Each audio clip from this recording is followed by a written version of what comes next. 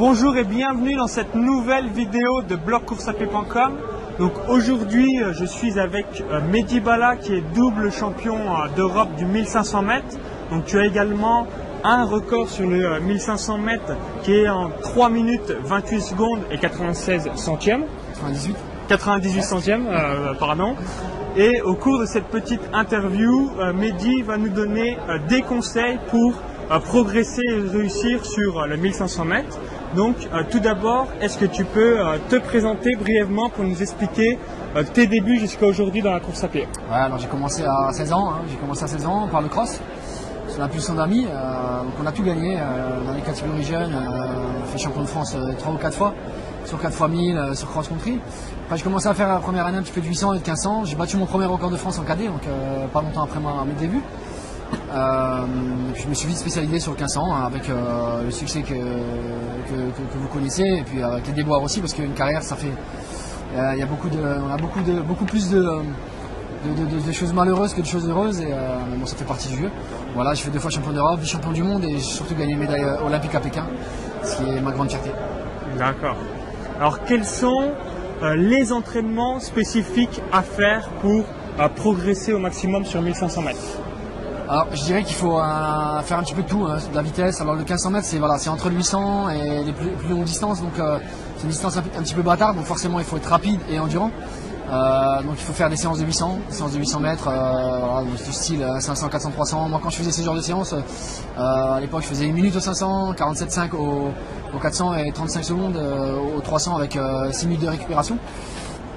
Et puis après des séances un peu plus longues sur des distances allant jusqu'aux 2000 mètres, donc des séances style 3x800 ou 3 x 1000 ou sinon 600, 400 2 fois, on peut faire ce genre de choses. Et voilà, avec très peu de récup, c'est surtout de la qualité. D'accord. Donc grosso modo, faut faire donc, des séances pyramides 300, 400, 500 et quelques séances comme 3 x 1000, 3 x 800 pour progresser au maximum. Il faut savoir faire de la vitesse et puis du long. En fait, le but, c'est facile ce que je veux dire, mais c'est de courir vite longtemps. Voilà. D'accord. Ok. Et la dernière semaine avant un 1500 mètres, si le 1500 mètres a lieu le dimanche, que faire du lundi au dimanche? Alors, moi, ma dernière séance spécifique, je la faisais 8 jours avant.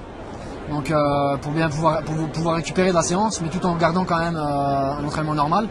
Donc voilà, on va faire la séance 8 jours avant, et puis après faire des séances un peu plus courtes, mais toujours avec un peu d'intensité, des séances de 400, des séances de 200. Ce que je faisais beaucoup 3 jours avant, moi c'était des 200 un peu poussés, je faisais des 200 à 24, 25, 8 fois, 8 répétitions avec très peu de récupération. Ce que je faisais aussi beaucoup, c'est les séances la veille de la course et voir le matin pour faire un petit peu de surcompensation. Parce que beaucoup d'athlètes aujourd'hui font l'erreur de couper complètement 3 ou 4 jours avant, ce qui n'est pas bon. L'organisme est à l'habitude de s'entraîner et d'avoir une intensité d'entraînement, donc il faut rester sur cette base-là. D'accord. Donc ça, c'est ce que tu fais toi au maximum la dernière semaine avant un 1500 mètres. C'est ce que je faisais moi. Oui. D'accord. Et concernant l'alimentation, est-ce que il y a une alimentation spécifique ou un aliment à manger les 3-4 derniers jours avant le 1500 mètres? Après c'est du cas par cas. Moi j'ai essayé le régime dissocié pour le 1500 mètres. Tu vas me dire que c'est bizarre, mais d'habitude c'est les marathoniens qui le font. J'ai essayé, ça marchait pas mal. Mais moi je mangeais un petit peu de tout. Voilà. Ce qu'il faut garder en tête, c'est que tout est bon sauf l'excès.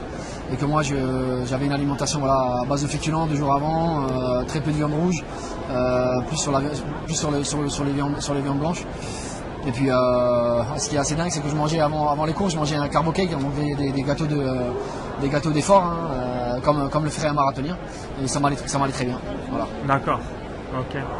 Et pour finir sur une dernière question, quel est l'échauffement spécifique ou à faire avant une compétition de 1500 mètres pour bien se préparer? Alors, encore une fois, je vais parler de ma personne parce que l'échauffement c'est quand même du cas par cas, donc il faut essayer d'apprendre de ses propres expériences.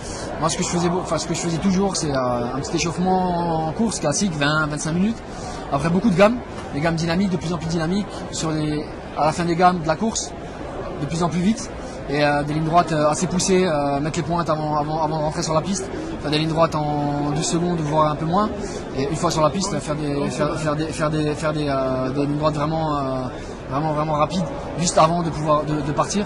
Comme ça, sur la ligne de départ, on est prêt à entrer directement dans la course. D'accord.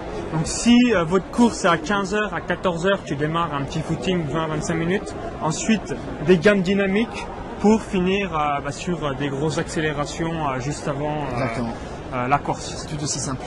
Ok. En tout cas, merci pour tes précieux conseils une nouvelle fois.